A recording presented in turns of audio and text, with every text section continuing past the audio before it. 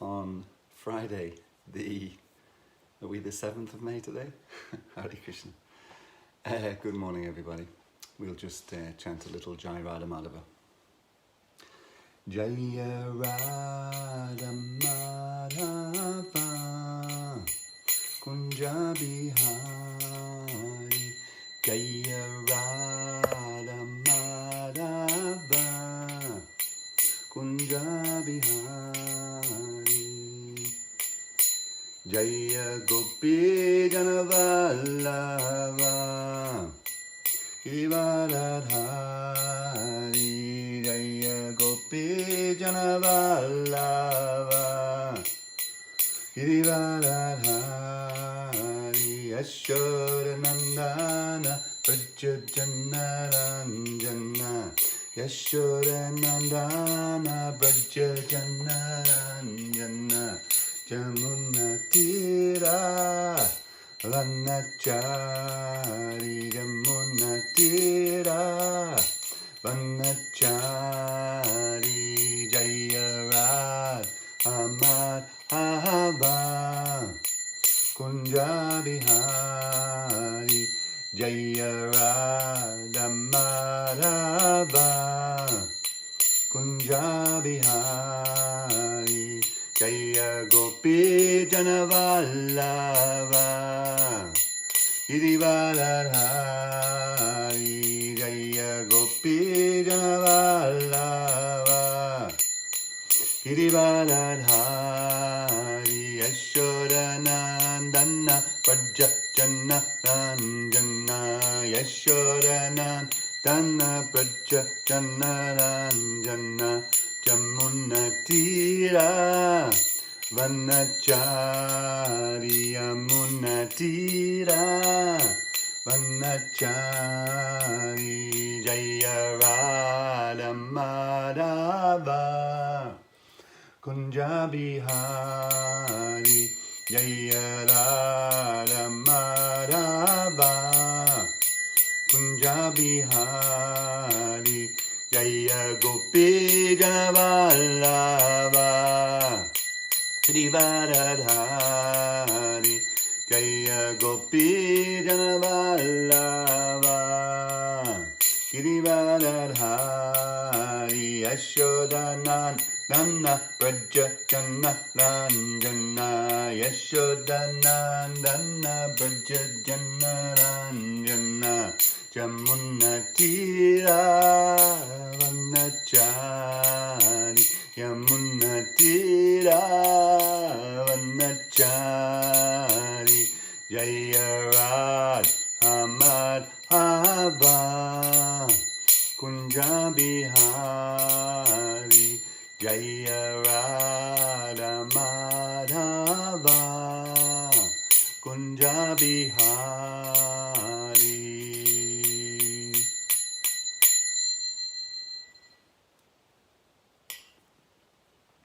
Om Namo Bhagavate Vasudevaya. Om Namo Bhagavate Vasudevaya. Om Namo Bhagavate Vasudevaya. A reading from Srimad-Bhagavatam, Canto 1, Chapter 13. Dhritarashtra quits home. And today we're reading from text 25.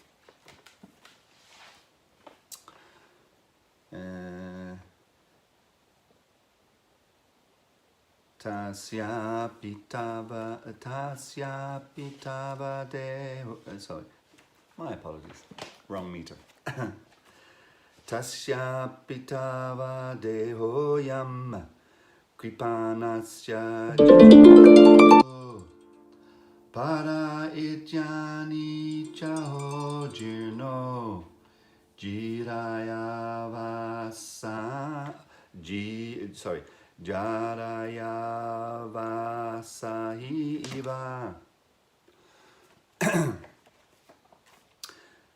tasya pitava dehoyam kripanasya jijivisho Para ijani chaho jirno jaraya vasasi iva tasya pitava dehoyam kripanasya jijivisho para ijani chaho jirno jaraya vasasi iva tasya pitava dehoyam kripanasya jijivisho para ijani chaho jinno jaraya vasasi iva.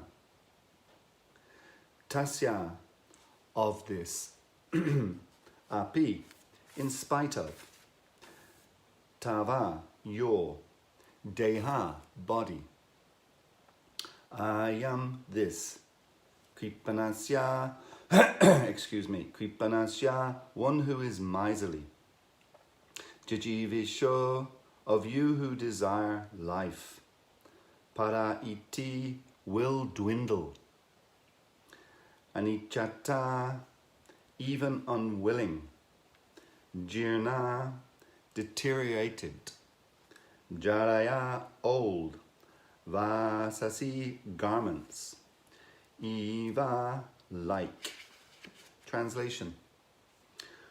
Despite your unwillingness to die and your desire to live, even at the cost of honor and prestige, your miserly body will certainly dwindle and deteriorate like an old garment.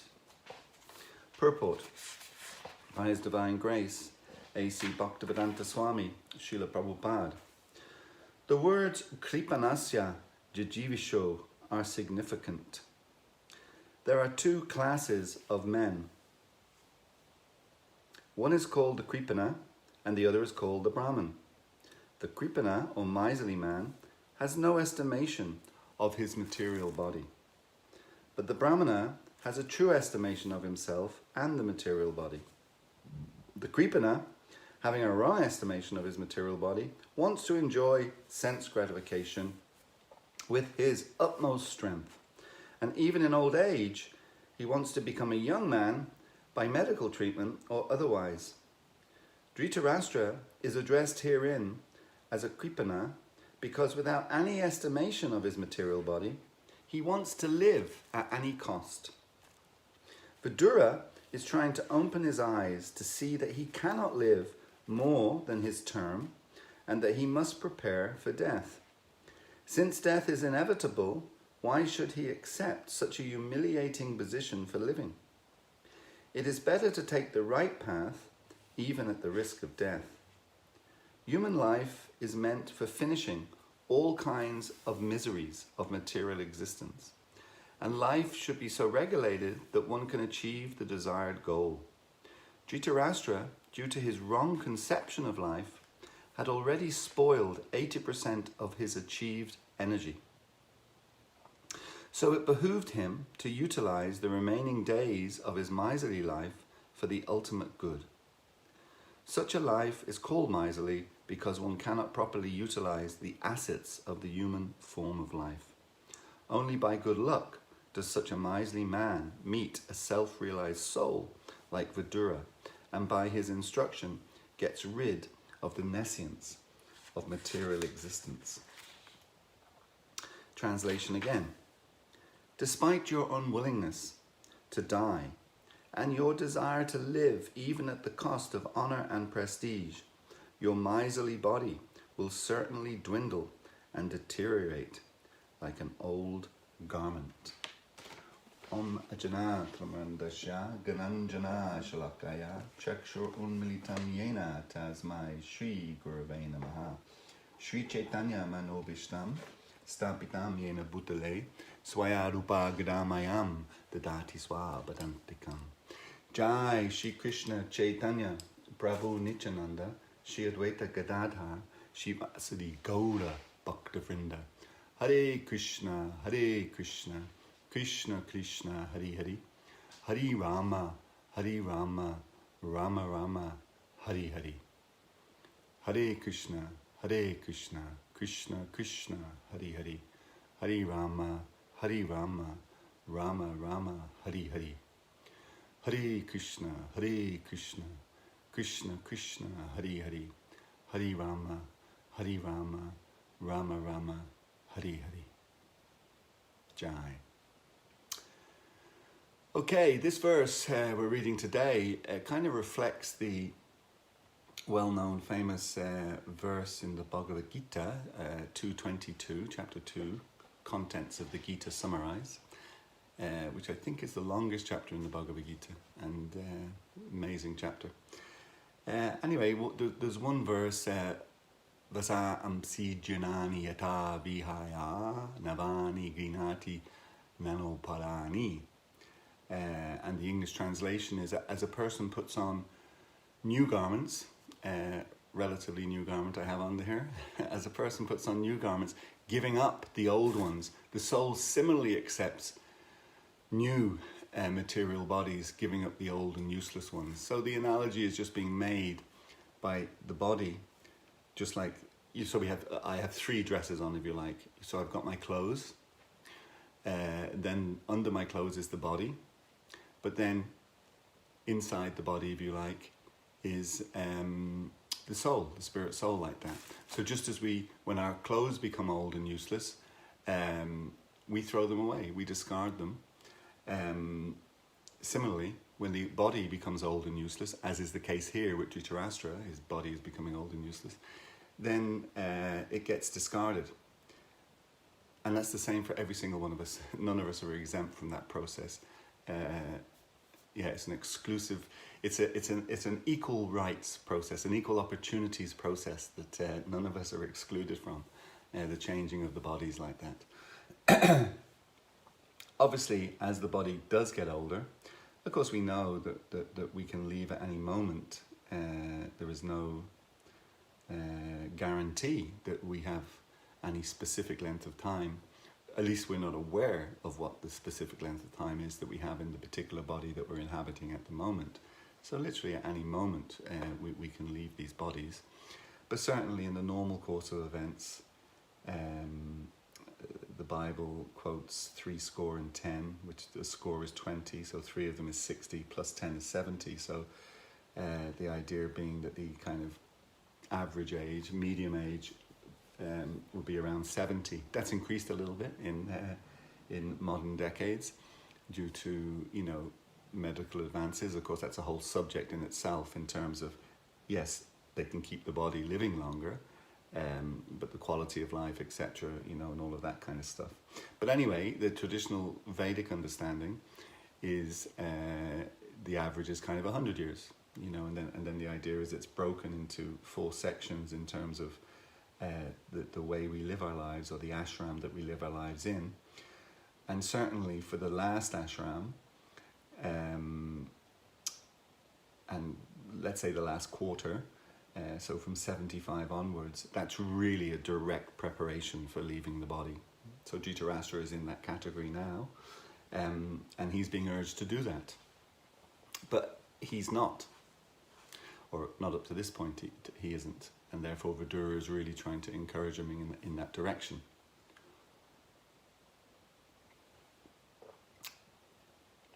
I just have a little tickle in my throat. Every time you get a tickle in your throat these days, you get worried. I'm not particularly worried, actually. But anyway, just have a little tickle.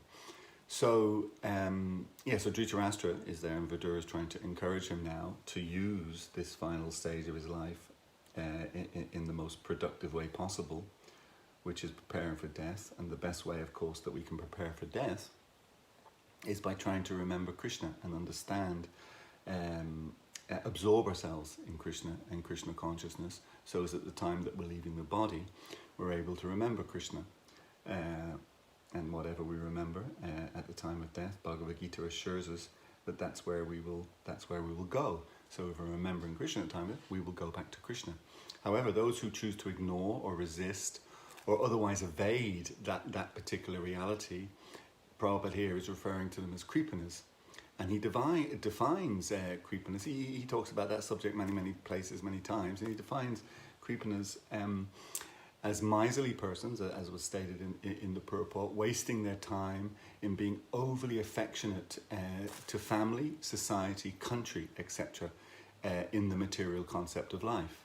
So those affections can be redirected correctly in the spiritual conception of life, but to do so in the material conception of life, you're considered to be a kripana or a miser. And then Prabhupada goes on, he speaks about one who is attached to family life, overly attached to family life and family members, etc. That this is a kripana mentality because it's based on what he referred to as skin disease. That's actually also actually Prabhupada uses that many times, but there is one specific reference in, I think, the purport of Bhagavad Gita chapter 2 verse 7. So skin disease, wow, what a term actually. I remember the first time I ever heard that or read that. It was one of those things that really hit me. Skin disease, and it's quite a powerful 2 words. Because we're all naturally affectionate to family members, etc. But ultimately,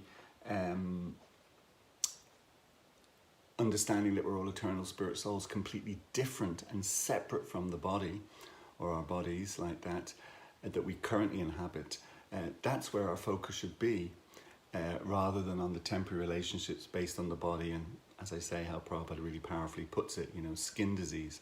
So Dhritarashtra, he was suffering from this skin disease, and as a result, Vidura had sarcastically referred to him as king. And Dhritarashtra, in that sense, was never a king. One was because of his affliction that he was blind, and also the family scenario was such that he was never to become king like that. But he was living like a king, actually, and he was living as a king at this point in time because of the mercy of Maharaj Yudhishthira, who was very, very kind to him, even though Dhritarashtra was involved in all sorts of shenanigans. Not that they used that word at the time, but that's a word we would use here. All sorts of shenanigans against Yudhishthira and his brothers and etc. But still, Yudhishthira was very, he was just such a wonderful, wonderful devotee that he was very kind to Dhritarashtra. So Dhritarashtra was effectively living like a king, but it was at the mercy of Maharaj Yudhishthira. So. But on one hand, that wasn't helping Dhritarashtra, and he was remaining in all sorts of illusion, and not least thinking that he was a king, and effectively beyond the control of eternal time, which none of us are. And I just want to refer back actually to the purport, just to quickly refer back to it, where it says, human life is meant for finishing all kinds of miseries of material existence. And that's the thing, we know. Personally, I think we all know, we all have experience of there's different material miseries: birth, death, old age, disease, adhyatmic, adibhotic, adidevic, the disease miseries that come from material nature, from the elements, etc. We're going through one for the last 14 months in the form of this coronavirus. So that's coming from nature. Viruses are part of nature, they come from nature, and create so much suffering around the whole world. We can just see the suffering around the whole world. That's adidevic, sufferings that come from the gods, if you like, or from nature. Adibhotic, sufferings that come from other living entities. And then adhyatmic, which is often referred to as the worst of them all. Adhyatmic is suffering that comes from ourselves, and particularly from our own minds. And we also see, and they're interconnected. I read an article recently where they were saying that there's a massive increase of what they refer to as mental health problems since this pandemic struck. People are stuck inside and worried and this and that, so anxiety develops, stress and anxiety. So these are the miseries of the material world, and we're all familiar with them. To one degree or another, we're all familiar with them. So the idea is that this human form of life is to free ourselves from those. And the best way that we can do that, the best way is to become Krishna conscious, and you can overcome those things even in the material world. But equally, by becoming Krishna conscious and going back to the spiritual world, going back to Krishna's abode and having serving Krishna permanently, also frees us from those material miseries, because the material miseries do not exist in the spiritual realm, in the spiritual world. So this was Vidura's really strong advice to Dhritarashtra. And of course he was giving him that advice out of love. So, but it was proving tough to get that through, because as I say, Dhritarashtra wasn't, he was living like a king, at the mercy of Yudhisthira, which is also another thing that, as we get older, we should never really be living in one sense at the mercy of others, Of course, the tradition, the Vedic tradition, is that the sadhu is, or the saintly person, is looked after by the people that he explains spiritual life to.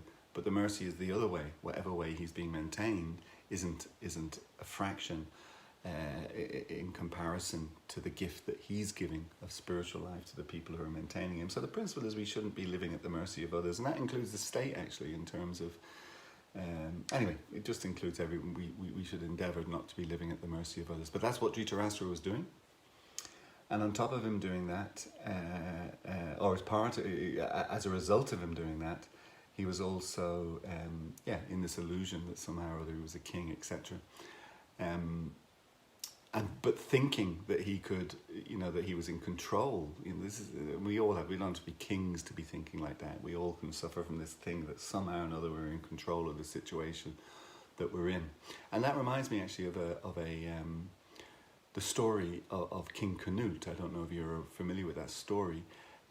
It's the exact opposite in one sense. That unlike Dhritarashtra, King Canute he demonstrated to his followers, his courtiers, etc. He was demonstrating to them that he, even though he's the king, and the idea of the king or the head of state is that in the temporal world that we live in, they are in control, and they can issue orders and directives and make laws, etc., that affect us all. So in that sense, they are in control. But King Canute was trying to show his followers that actually he's not the ultimate king, and he has no control, and particularly he demonstrated it through not having control of the elements, and the particular element that he was focusing on was the incoming tide.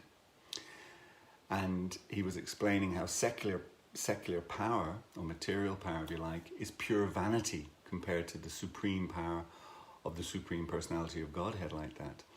And this story then, it is frequently referred to with regards to the futility of trying to stop the tide. And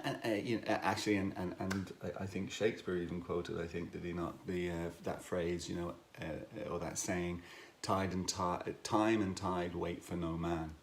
And I think that's directly related to the story of King Canute. It's kind of interesting because Prabhupada used to go on morning walks, and one place when he was in Bombay or Mumbai, he used to go for a walk on Juhu Beach, and he often would use the example of the tide actually in the opposite way. But both stories are wonderful, and both stories are completely consistent in one sense, but he used to do it in the other way, that the Supreme Lord is so powerful that he controls the tides through his indirect agencies, by the moon, etc., whatever it is, but ultimately he's in control of these things. And Prabhupada would say, so we can walk it. Look at this vast ocean that stretches in Mumbai. It's stretching all the way back to Africa and the Middle East, so it's like, wow, it's like, whatever, thousands of miles of this ginormous ocean. And Prabhupada says, so even though this super powerful ocean is there, it's coming in, because we know that the tide is controlled, not by us, of course, but by the Supreme Person through his various agencies, we're confident just to walk here. And we know that tide will come so far, and then it will stop, and it will go back. So that was probably using a similar example to explain the point in a different way. Whereas King Canute, what he did was, he went to the seashore one day with some of his, courtiers, as they're called, people of his court. And he went there, and he put his throne. So, they're used to seeing the throne in the throne room, big, elaborate throne like that, and the king sitting on it, and everybody sitting at his feet like that. So he put his throne right on the seashore, and he even, I think, commanded the sea or the incoming tide to stop, and not come up and not wet his feet or wet his robes like that. But of course, the tide kept coming, and it rose and rose, and basically it came over him both his feet and his robes, etc., and covered him, and you know, having no respect for his royal personage, if you like that. So when that happened, then King Canute got off his throne, stepped back, and then he exclaimed, he says, "Let all men know how empty and worthless is the power of kings, for there is none worthy of the name other than he whom heaven and earth and sea obey his eternal laws." So that's the point that Prabhupada was making when he stood there and says, we're confident because we know Krishna's in control. And this was the point King Canute was making. I commanded the sea to stop. I didn't want to get wet, but it's come in. It's made me wet. So now I want to let you know that my power is ultimately useless. It's practically non-existent. And the real power lies with the Supreme Personality of Godhead. That's the point he was making. He then took off his gold crown and he hung it on a crucifix, and he never wore it again. And the idea was that he was doing that in honor of the Almighty King. I think in the last book of the Old Testament, is it, where we have that phrase, you know, Lord of Lords, King of Kings, has come to lead his children home, to take them to the New Jerusalem. And that's interesting. The New Jerusalem is the spiritual world, is God's home, like that. So Canute was reflecting this like that. And then there's another story that comes to mind in relation to kings and their situation. And again, this is a really nice story reflecting that understanding. I mean, kings, of course, and traditionally at least, whether it's still the case is another thing, but traditionally at least, they would be from the Kshatriya class, which is the warrior class. And they're brave and strong, and they have to be confident and lead their men, so that's all there. But a real Kshatriya, a good Kshatriya, also understands the temporary nature of his existence and the temporary nature and the limited nature of his power and control like that. So there's a nice story where one king, in ancient times, this goes back into it's a Vedic story, and you know, he's leading his men into battle. There's a battle the next day. So the day before, the evening before, he brings all of his army into his grand palatial banquet hall, you know, beautiful kind of place like that. And he's giving them a big feast, you know, giving them a big feast so they're well fed for battle, etc. And they all were sitting there happily eating their feast. And the king was looking around, surveying the whole scene. And then he felt concern for them, concern for their future. And as is normal in Vedic times, the king, the Kshatriyas, they would have advisors, Brahmin advisors. Prabhupada talks in the purport of the opposite of a Kripana is a Brahmana, a person who does know what's what in relation to the material world and vis-a-vis the spiritual world, and knows what's what in relation to temporary things and eternal things and all of that kind of thing. So he turned to his Brahmin advisor and he said, you know, all these men, including myself, we may soon die in battle. So can you reassure me that there is life after death, that this is basically all worth it? And as his Brahmin advisor was sitting there and about to respond, just at that very moment, a bird flew in the window at one end of the banquet hall, flew in and flew all the way down the full length of the big long table that all the warriors were sitting at having their feast, flew right down, straight down over their heads, straight down, and flew out a window at the other end of the hall. And both the Brahmin, because the Brahmin had looked at this bird, the king also was looking, and the men themselves, the soldiers, weren't doing that, but the king and the Brahmin were, and they just noticed this bird and they sort of followed it through as it went down through the banquet hall. And the Brahmin then turned to the king and he said, "It is just like that, my lord. My answer I don't need almost to give my answer, it's just been demonstrated for me, that the bird is the soul, is representing, in this analogy, is representing the soul. And this entire hall that we're seated in and having this banquet in, that's the duration of life. And the bird flies through untouched. And the king kind of nodded his head thoughtfully and was liking the example. So the Brahmin says that, the window at this end, where the bird flew in, is the window of birth, and the window at the other end that he flew out of is the window of death. So the soul flies through from one to the other. But before it flew in through the birth window, it already existed. It wasn't that it didn't exist, just I'm at a window right here. It wasn't that it didn't exist on the other side of that window, and then as soon as it came in, suddenly it came into existence. No, it was existing before it came in that window.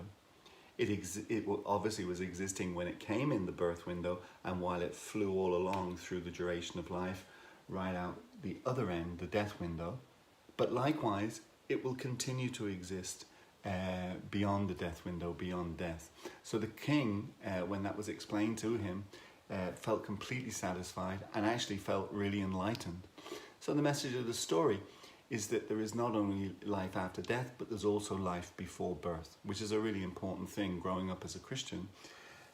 We also understood that the soul was eternal, but the understanding I always had, and I think it was a correct understanding, the understanding I always had from the Christian perspective was that, yes, the soul's eternal at that end, at the death end, it continues on, and then, you go to heaven or purgatory or whatever, hell or whatever. But that it only came into existence at the point of birth. So this story is explaining the Vedic view that no, we're eternal, and eternal means without beginning and without end. And the soul is therefore forever passing through many halls. The hall that they're in was the duration of life, so the soul is passing through many of these halls. Of course, knowing that we're eternal and knowing our eternal nature is actually only one part of the story, one half of the story. It's a great boon. It's a great, it's a wonderful piece of knowledge for us to have, and an even more wonderful piece of knowledge to actually realize. So it's glorious in that sense, but it is still only one half. The other half is understanding that we're the eternal servants of the Supreme Personality of Godhead, Jivera Surupai Krishnera Nichadas. That's our constitutional position. And when we understand and realize both of those, that we're eternal, but we're the eternal servants of the Supreme Personality of Godhead, then and act on that platform, then our lives become absolutely perfect. Yes, okay. Our lives become absolutely perfect.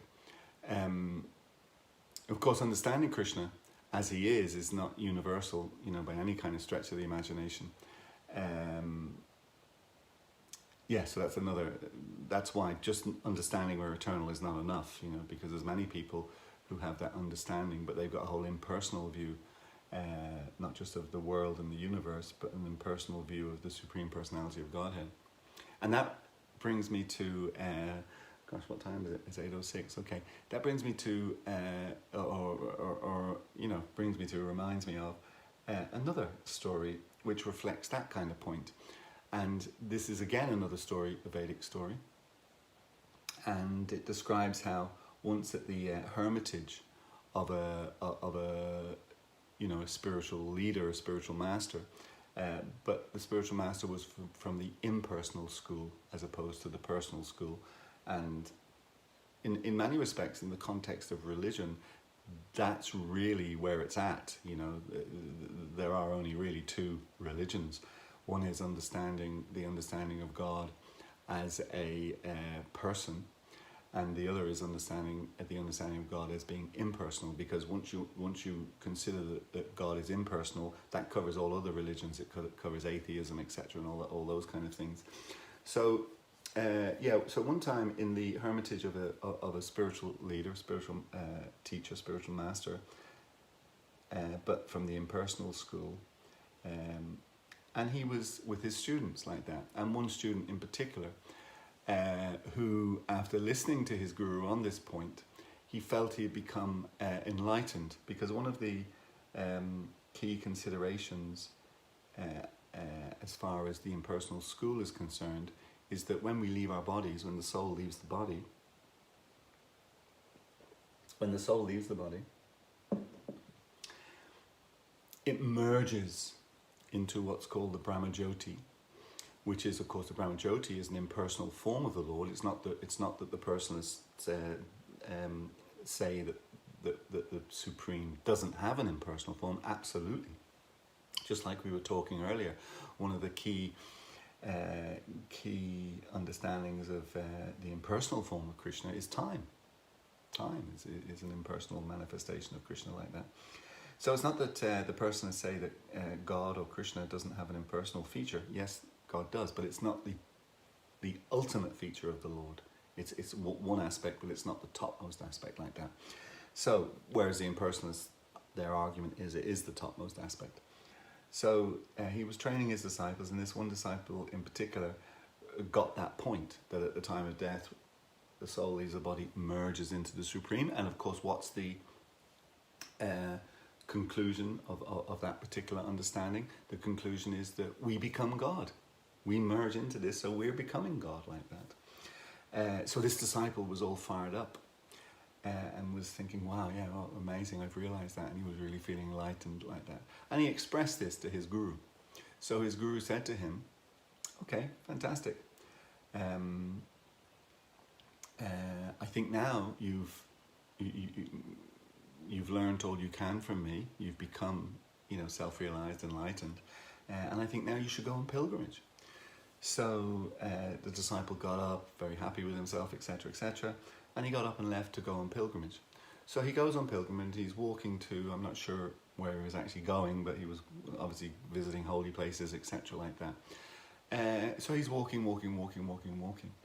And then he comes through one kind of place where there's a lot of people, something is going on, and it's kind of busy, and he's just thinking about getting through it, I guess, and getting on with his pilgrimage.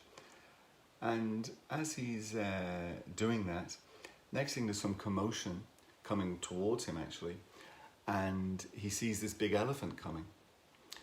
And the elephant driver is shouting, move out of the way, not just to him, to sort of everybody, move out of the way. And people are sort of, I guess it would be a little bit like a car coming down a busy street or something, and people getting off the road like that. So people are sort of scattering on either side of this elephant.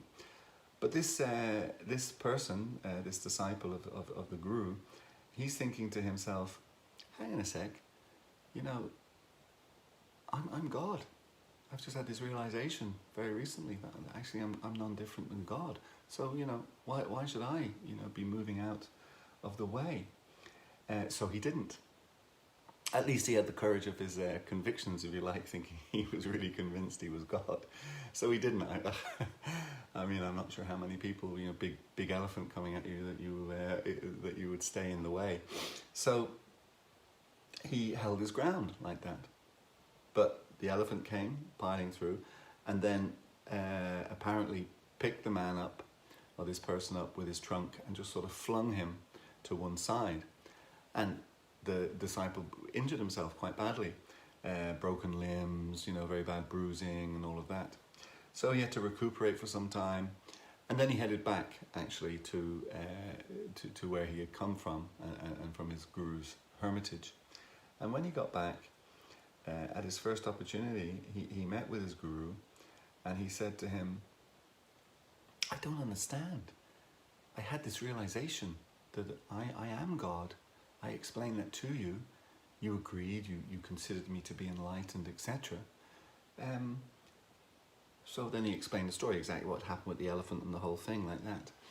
Now, of course, if you remember, when the elephant was coming towards him, the driver of the elephant up high was shouting, move, out of the way, we're coming through. And he ignored that, thinking he's God, he just stand there. So his guru said to him, yes, that's true, that you had that realization and you became enlightened, etc., etc. However, did you not also realize, with that impersonal understanding that God is everything, God is everywhere, is everything like that? And therefore, did you not hear God telling you to get out of the way? So, this impersonal understanding, that it's all one and there's no differentiation. And that's the earlier point I made about, yes, personalists fully accept that there's an impersonal feature of the Supreme Personality of Godhead, but it's not the entire picture. Just like earlier we were saying, we're eternal spirit souls, but the other half is understanding we're servants of Krishna.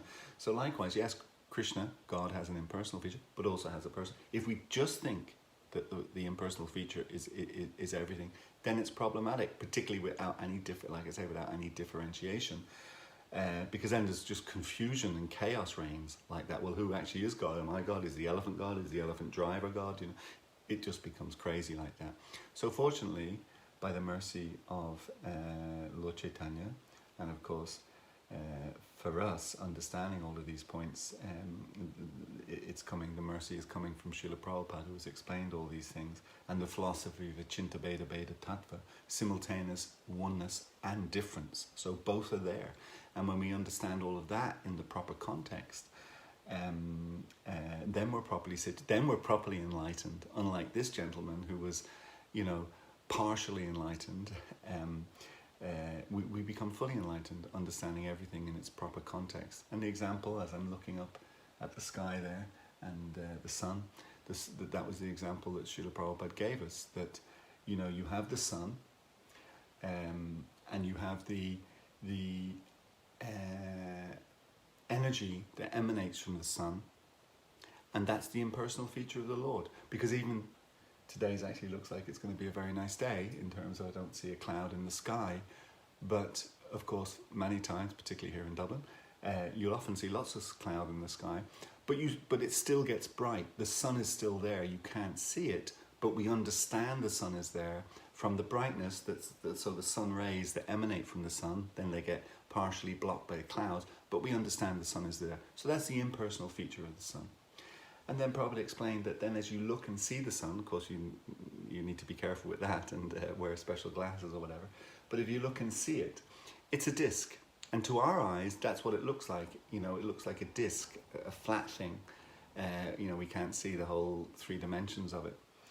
So Prabhupada would explain that the sun disc so the sun rays are compared to that Brahmajyoti, the impersonal feature. The sun disc is compared to the manifestation of Krishna as super soul who enters the hearts of all living entities. But then, if you were ever able to go, and of course we won't be able to do that in these bodies, but if you were ever able to go to the sun planet, there's actually a deity residing within the sun planet, and that is the manifestation of the personal form, in this case of the sun planet, but the personal form of that manifestation. So if we only take one of those, the impersonal, etc., it's not the complete picture. There are many different aspects of the Supreme. And when you understand that and understand all of those in the proper context, then we're truly enlightened. Okay, thank you very much. I'll just read the verse again in finishing. Just to read it again. Despite, and sometimes, here we have Vidura, he's talking to Dhritarashtra. Let's just think that Vidura is talking to us, every one of us individually.